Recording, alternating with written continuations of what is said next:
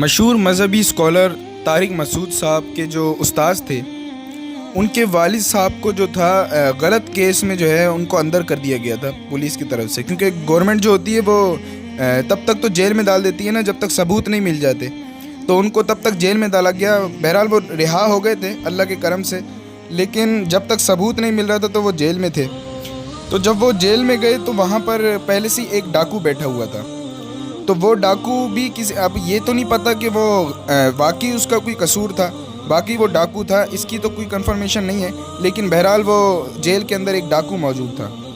تو وہ جب جا کے بیٹھے تو وہ جو ڈاکو تھا وہ تبلیغی جماعت سے تعلق رکھتا تھا، تبلیغی جماعتوں کے امیروں میں بیٹھ چکا تھا، یہ مولانا الیاس اتاری صاحب کے ساتھ بیٹھ چکا تھا، تو اس کے اندر ایک تبلیغی جذبہ پیدا ہو چکا تھا لوگوں کو بتانے کا، لوگوں کو اللہ کی راہ پہ لانے کا۔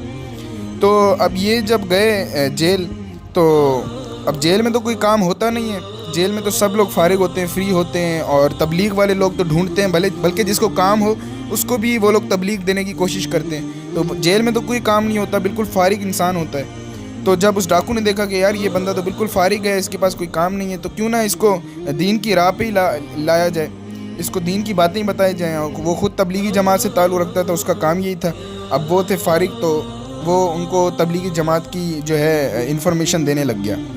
اب وہ روزانہ باتیں بتاتا تبلیغ کے بارے میں، اچھی اچھی چیزیں بتاتا ان کو، لیکن وہ تھے کہ وہ مان کے ہی نہیں دے رہے تھے۔ وہ کہے جا رہا تھا کہ آپ جب یہاں سے رہا ہو جائیں تو کم از کم ایک بار حضرت کی جو ہے محفل میں ضرور جا کے بیٹھ جائے گا، آپ کو بہت فائدہ ہوگا۔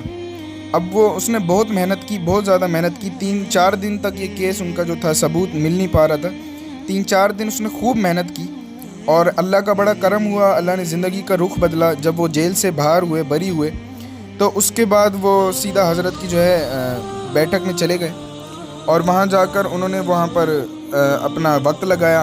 وقت لگانے کے بعد آہستہ آہستہ 2-4 اور دن لگائے، مہینے لگائے، 3-4 مہینے لگائے، اور ان کی زندگی اللہ تعالیٰ نے بدل دی۔ اب اللہ تعالیٰ نے ان کو اولاد سے بھی نوازا، اللہ تعالیٰ نے ان کو 9 بیٹے عطا کیے، اور 9 تو صرف بیٹے تھے ان کے، اور انہوں نے اپنے سارے 9 بیٹوں کو حافظ بنایا۔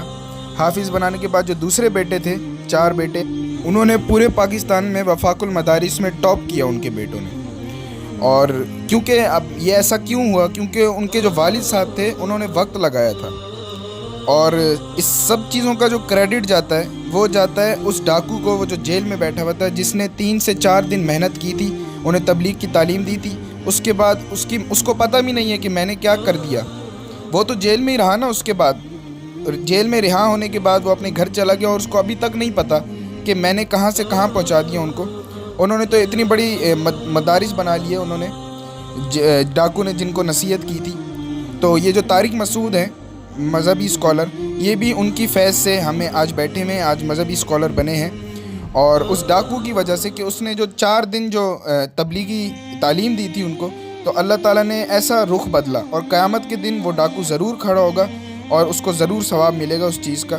تو یہ جو چھوٹی چھوٹی چیزیں ہوتی ہیں یہ ہمیں پتہ ہی نہیں ہوتا، چھوٹی چھوٹی نیکیوں کو ہمیں چھوڑنا نہیں چاہیے۔